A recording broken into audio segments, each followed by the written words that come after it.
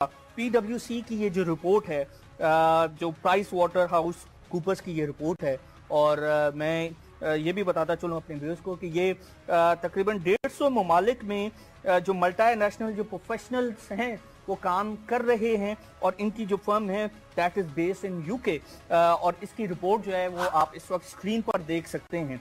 Report इन्होंने दी है कि 33 साल बाद पूरी दुनिया की मईशतें कहां पर खड़ी होंगी, और इन्होंने बताया है कि चाइना जो है वो लीड करेगा 2050 में पूरी दुनिया में, और China would be the biggest country in this world in terms of economy.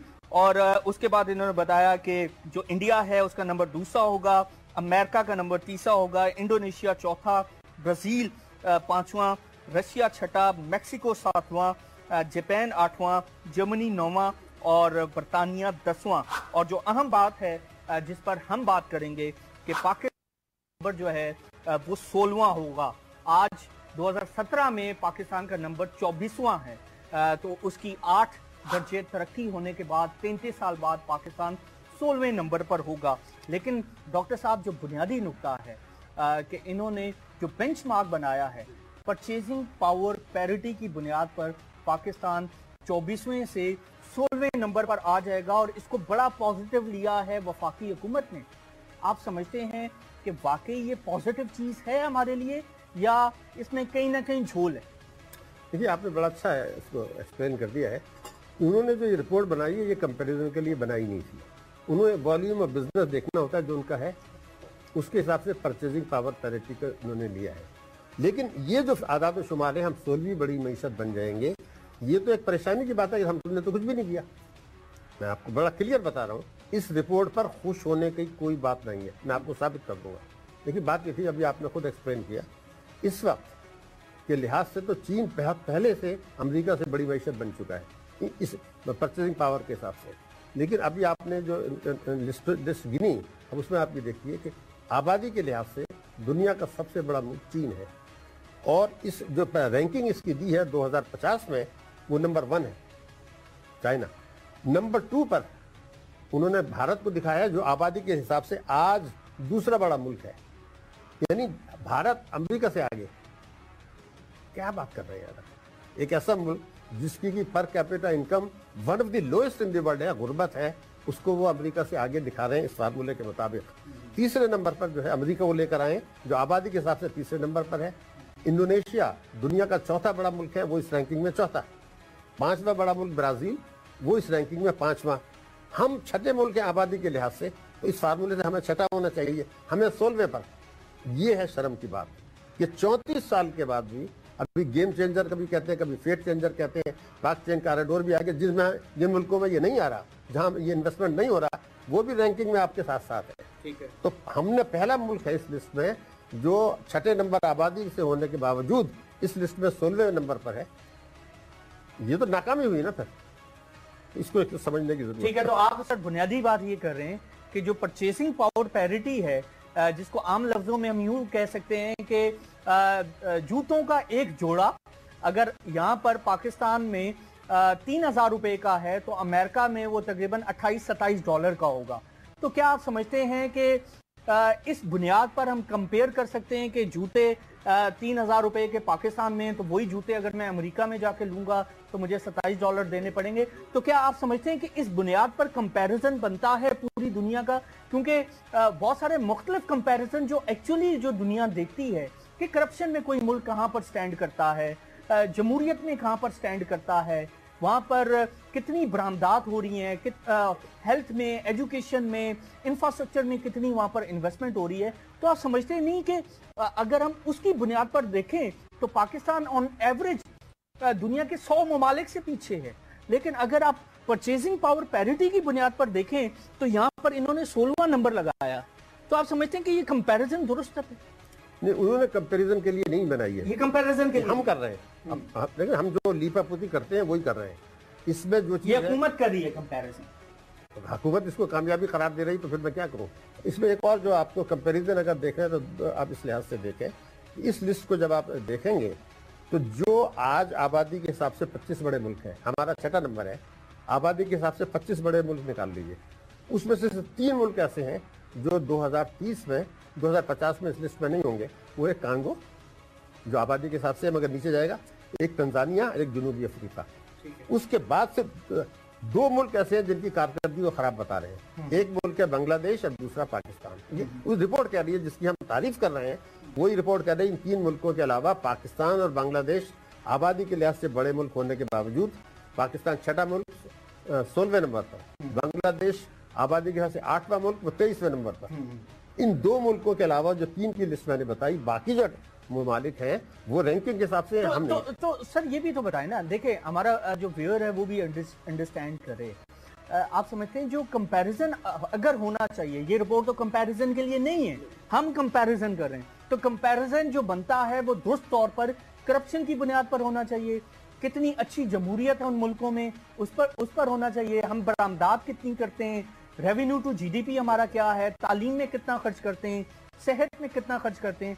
आप समझते हैं कि इस बुनियाद पर हमारा कंपैरिजन होना चाहिए या किसी का भी कंपैरिजन? शुभे की कोई बात ही नहीं है, कोई शुबा नहीं, कोई शुबा नहीं। एक तो फी का आमदनी होती है, ठीक है, उसमें हम भी और भारत भी जो है ना 125-130वें नंबर, बिल्कुल सही है। मगर जो असल चीज है वो ये है कि आपका लिटरेसी रेट क्या है, शरह ख़वानगी। अब उसमें एक रिपोर्ट आई है आलमी इदारे की कि पाकिस्तान इस वक्त स्कूल न जाने वाले बच्चों के लिहाज से दुनिया में दूसरे नंबर पर है। इस्लामी जमहूरिया पाकिस्तान जो स्कूल नहीं जा रहे, और हमसे बड़ा एक और है वो है नाइजीरिया, वो भी मुसलमान मुल्क है। तो ये है आपका क्राइटेरिया। इलाज मुआवजे के लिए जो आप पैसा खर्च कर रहे हैं पाकिस्तान में, वो one of the lowest in the world. GDP की तरह सेहत तालीम में one of the lowest in the world, tax GDP ratio one of the lowest in the world, corruption one of the highest in the world, 116 number है हमारा corruption में 176 मुल्कों में। तो असल जो चीज होती है, एक और है, एक ग्लोबल हंगर इंडेक्स है जो कि बहुत ही मुस्तनद मानी जाती है। वो ये कहते हैं कि 118 मुल्क जो है उसमें सिर्फ 11 मुल्क पाकिस्तान से खराब है, जहां पाकिस्तान से ज्यादा भूख है। 118 मुल्कों में से हमारा नंबर 106 है, यानी 105 मुल्क जो है वो 118 में से वहां भूख की सूरत हाल पाकिस्तान से बेहतर है। उन्होंने जो जुमले कहे हैं वो मैं आपको बता दूं। उन्होंने ये कहा है कि पाकिस्तान में जो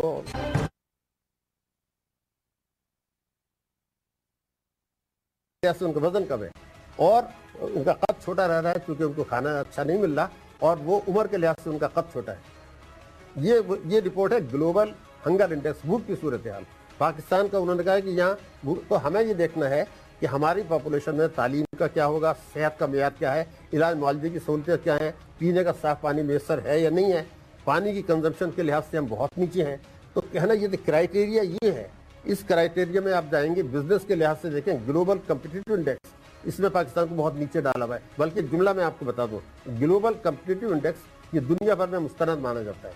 वो ये कहते हैं जनूबी एशिया ने बहुत तरक्की की है, मगर रैंकिंग में नीचे इसलिए आ गया कि पाकिस्तान की तरक्की की रफ्तार इतनी सुस्त थी कि उसने एशिया की रैंकिंग को नहीं किया। तो मैं ये कह रहा हूँ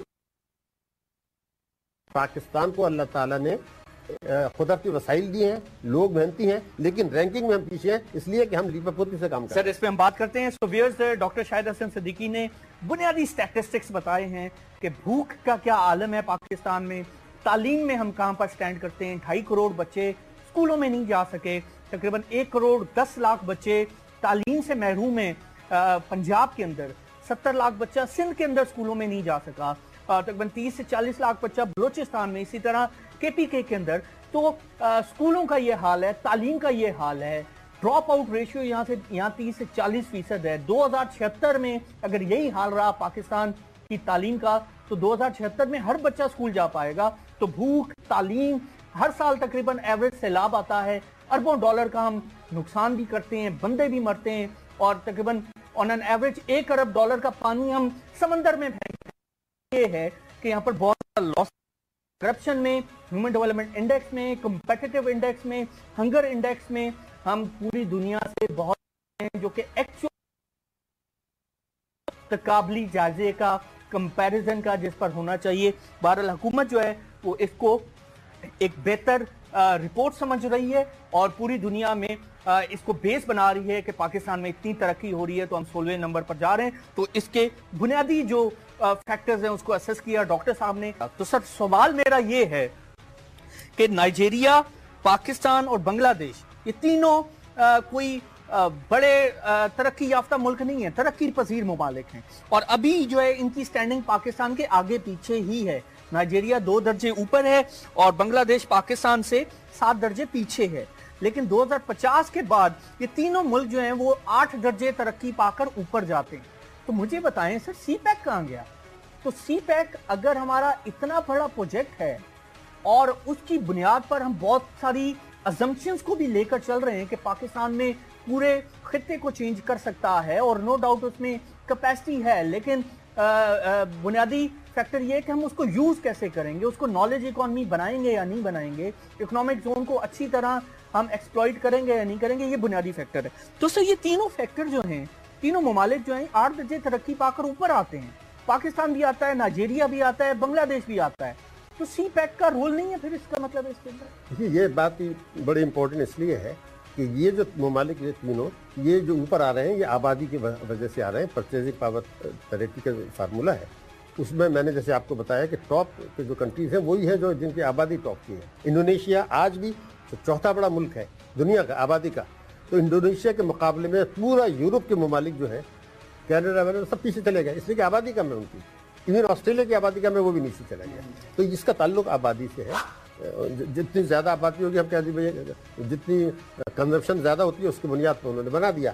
جو چیز ہمیں سوچنی ہے وہی سوچنی ہے جو آپ نے جس کا ذکر کیا کہ جب 8 درجے ہم بھی 8 درجے اوپر جا رہے ہیں، بنگلہ دیش بھی جا رہا ہے اور نائجیریا بھی جا رہا ہے، اور مصر ہم سے اوپر ہے، نائجیریا ہم سے اوپر ہے، تو پھر آپ کا اس کا امپیکٹ کہاں ہے؟ نہیں ہے۔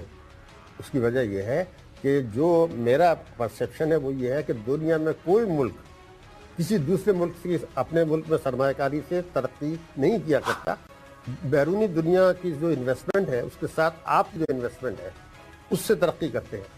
تو جو آپ نے ابھی کہا کہ جو پوٹینشیلٹی ہے کہ اس کو گیم چینجر ہم بنا سکتے ہیں، اس سے اگر پاکستان اپنے وسائل کا صحیح استعمال کرے، میں آپ کو پوری ذمہ داری سے اللہ تعالیٰ نے جو وسائل دیے ہیں ان کا استعمال کریں، اور جو گیم چینجر بنانے کی جو شرائط ہیں پاک چائنا کوریڈور کو اگر اس پر عمل کریں تو ہمیں 2050 میں ہمیں ٹاپ 10 میں آنا چاہیے۔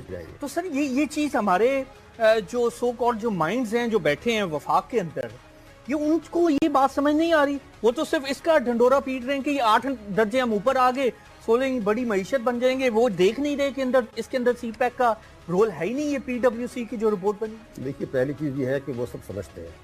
آپ کو یاد ہوگا کہ جب یہ ابھی آیا تھا کرپشن کا انڈیکس آیا تو ہم نے کہا یہ 9 درجے بہتری ہوئی، اخباروں میں ہیڈ لائن چھپ گئی، حکومت نے بھی کہا، میں آپ کو لکھ کے دینے کے لیے تیار ہوں کہ اس رپورٹ میں کہیں نہیں ہے کہ 9 درجے بہتری ہوگی، یہ جھوٹ ہے۔ تو یہ ہم لیپا پوتی کرتے ہیں، باہر کی جو رپورٹس آتی ہیں اس میں جو نیگیٹو پوائنٹس ہوتے ہیں اس کے بجائے ہم اچھالتے ہیں، یہ مینیپولیشن ہے۔ حکومت کو پتہ ہے، یہ سمجھنا کہ حکومت میں جو لوگ بیٹھے ہیں فائنانس منسٹری میں پلاننگ میں وہ بیوقوف ہے، وہ نہیں ہے، ان کو سب پتہ ہے۔ یہ ہم ہر چیز کو عوام کے ساتھ جھوٹ بول رہے ہیں۔ تو سر اب مجھے بتائیں کہ سی پیک کا رول اس کے اندر کہیں نہیں ہے، اور پھر مجھے یہ بھی بتائیں کہ سر آج پھر ہمیں کس طرح کا ویژن چاہیے، کس طرح کی اسٹریٹجی ہمیں چاہیے؟ دہشت گردی کی ہم جنگ لڑ رہے ہیں، اور خدا کر کے اب پی ایس ایل کا میچ ہم نے وہاں پر کرایا ہے، ایک بڑا فیصلہ ہم نے کیا ہے، اللہ کرے اس میں ہم کامیاب ہوں، لیکن سر دہشت گردی کی جنگ قوم لڑ رہی ہے، یہاں پر ایکسپورٹس نہیں بڑھ رہی، 5-5.5 ارب ڈالر وہ نیچے چلے گئی ہیں، انفلیشن نے مت مار دی ہے سر، عوام کی کمر توڑ دی ہے، اب بجٹ آنے والا ہے، نئے ٹیکسز وہاں پر لگیں گے، اور سبسڈیز دبا کر دی جائیں گی، کیونکہ الیکشن بجٹ ہے یہ، اور الیکشن بجٹ میں آپ سمجھتے ہیں کہ بہت حد تک اس حوالے سے تمام طبقات کو خوش بھی کیا جاتا ہے ووٹ بائی کرنے کے لیے، تو وہ پاکستان کے ٹیکس پیئر کا ہی پیسہ جائے گا وہاں پر، تو پاکستان کا بجٹ ڈیفیسٹ دوبارہ شوٹ اپ کر جائے گا۔ تو سر اب پھر ہمیں کرنا کیا ہے؟ آپ سمجھتے ہیں کہ سیاست کی نظر ساری چیزیں ہو جائیں گی؟ تو پاکستان جس دوراہے پر کھڑا ہے، جس موڑ پر کھڑا ہے، جہاں ہمیں اچھی اسٹریٹجی بنانی ہے، کوئی سیاسی جماعت اس کو سیریس نہیں لے رہی۔ یہ سیاسی جماعتوں نے کب لیا ہے؟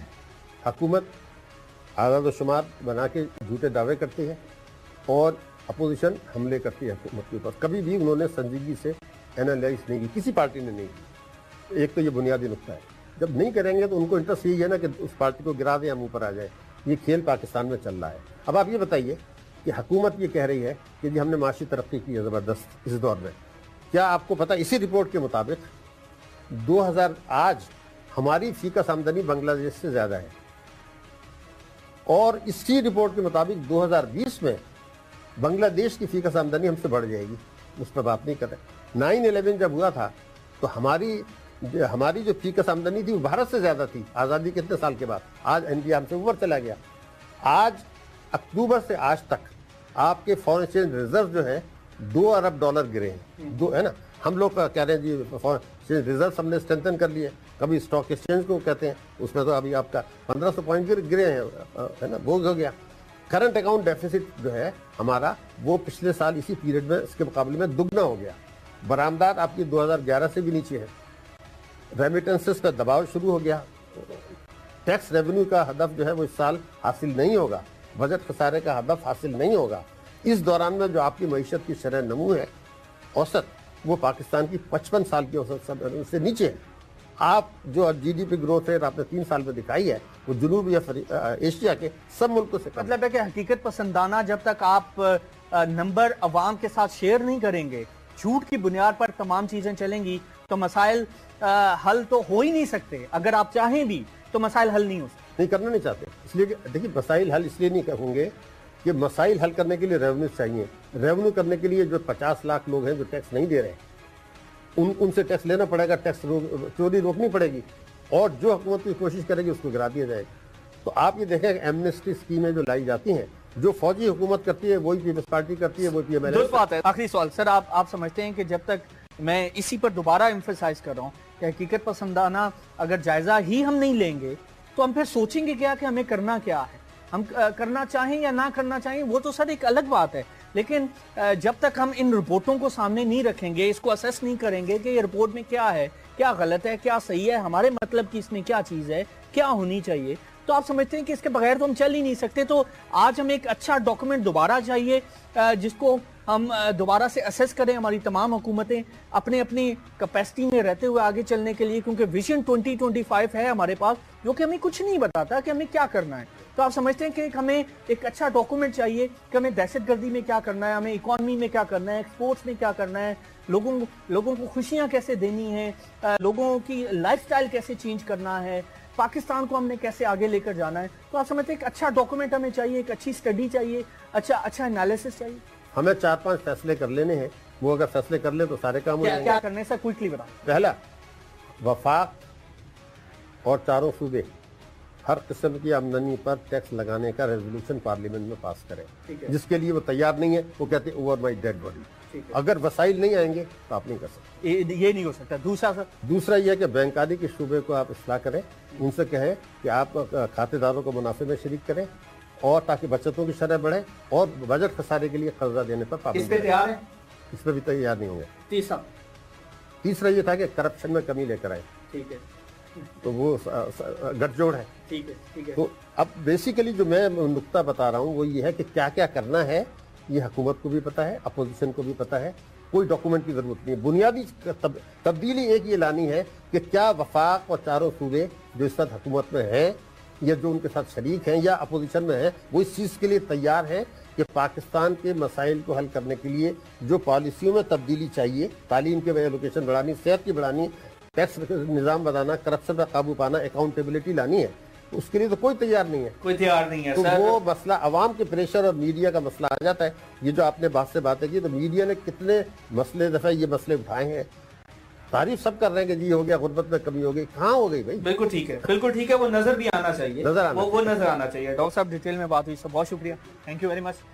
سو ویئرز، ہم نے اسیس کرنے کی کوشش کی یہ PwC Price Waterhouse Coopers کی رپورٹ، جو کہ دنیا کے تقریباً 153 ممالک میں ان کے جو نیٹ ورکس ہیں وہ ایگزسٹ کرتے ہیں، UK بیس یہ فرم ہے، اور ان کی رپورٹ کی بنیاد پر آج ہم ڈنڈورا پیٹ رہے ہیں کہ پاکستان 2050 میں 33 سال کے بعد دنیا کی 16ویں بڑی معیشت ہوگا۔ اور ڈاکٹر صاحب نے جیسے کہ بتایا کہ ایک تو یہ کمپیریزن کے لیے نہیں ہے، اور دوسرا جو اس کا کمپیریزن کیا جا رہا ہے وہ بالکل غلط ہے، اور اس بنیاد پر یہ چیزیں آگے نہیں چل سکتی۔ پاکستان کو اگر ترقی کرنی ہے تو پاکستان کو تعلیم میں انویسٹ کرنا ہے، اپنے بچوں کو پڑھانا ہے، اور پاکستان کو اگر ترقی کرنی ہے تو پاکستان میں سرمایہ کاری لے کر آنی ہے، یہاں پر ماحول اچھا کرنا ہے۔ پاکستان کو اگر ترقی کرنی ہے تو پاکستان کے اندر جو ٹیکس اصلاحات ہیں وہ اچھی کرنی ہے، کرپشن پر قابو پانا ہے، یہاں پر انصاف لانا ہے، دہشت گردی سے چھٹکارا پانا ہے. تو یہ تمام چیزیں ہیں جس پر ریئلسٹک ایفرٹ ہونی چاہیے, اور تمام ہمارے جو انٹلیکچوئل جو مائنڈز ہیں جو ملٹری اور پولیٹیکل لیڈرشپ میں ایگزسٹ کرتے ہیں, ان کو مل بیٹھنا ہوگا اور ایک اچھا ریئلسٹک ڈاکومنٹ بنا کر اس کو آگے لے کر چلنا ہوگا. ادروائز جھوٹ کی بنیاد پر اگر یہی ڈھنڈورے ہم پیٹتے رہے, ڈھول بجاتے رہے, تو مسائل حل نہیں ہوں گے. ہماری طرف سے یہی کچھ